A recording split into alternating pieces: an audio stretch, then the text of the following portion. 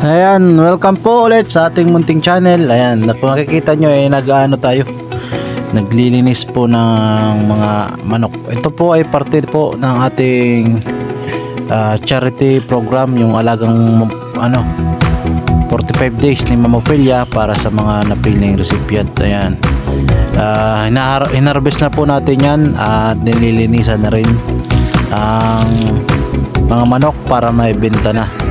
Ayan, ngayon po ay pakatapos natin linisan, ay syempre para hindi agad masira ay iiluhan po natin yan. Kukulir po muna natin yan hanggat hindi pa po nabibinta para iwas sira.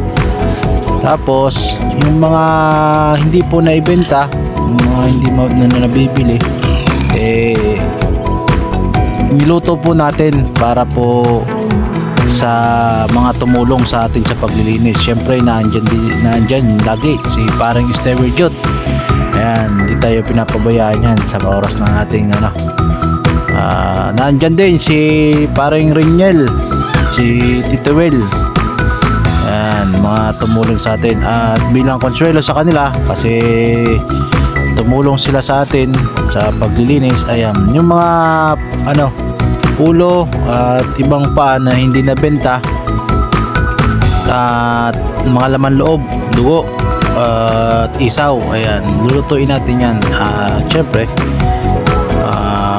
papartneran natin yan ng panghimagas. Ayan, panoorin nyo po kung paano natin lininis at paano natin ginawa yung ating potahe ngayong araw.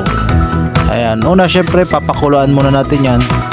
Unang kulo, tatanggalin natin yung pinagkuluan para maalis yung langsa. Ayan. At ayan na nga po, kumukulo na. Yan, oras na po para tanggalin natin yung ating pinakuluan. Ayan, yung laman loob. Alright.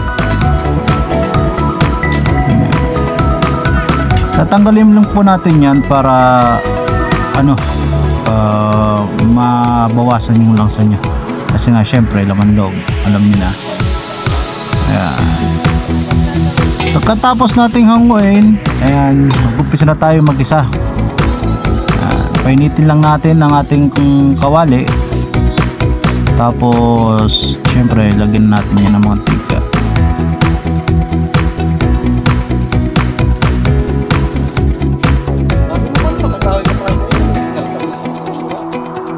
Ang ating bawang, sunod natin yung ating sibuyas, at syempre hindi pwedeng mawala ng luya yan.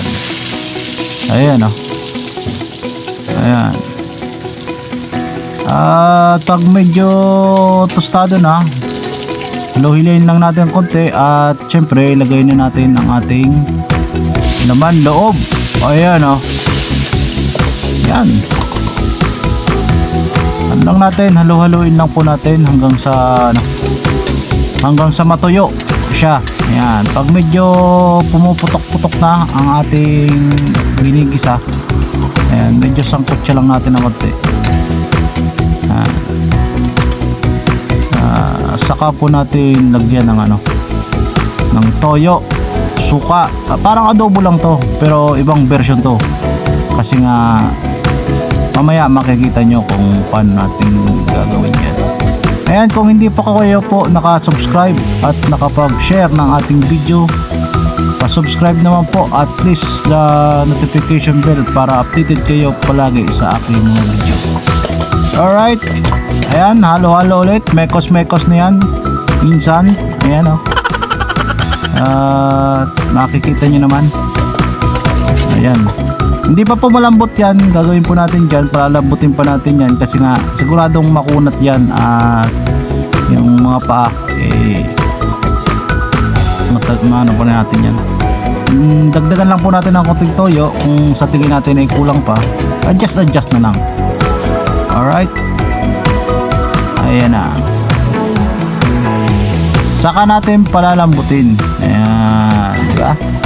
Takpan lang po natin yan, iwanan lang natin hanggat sa matuyo. Ayan,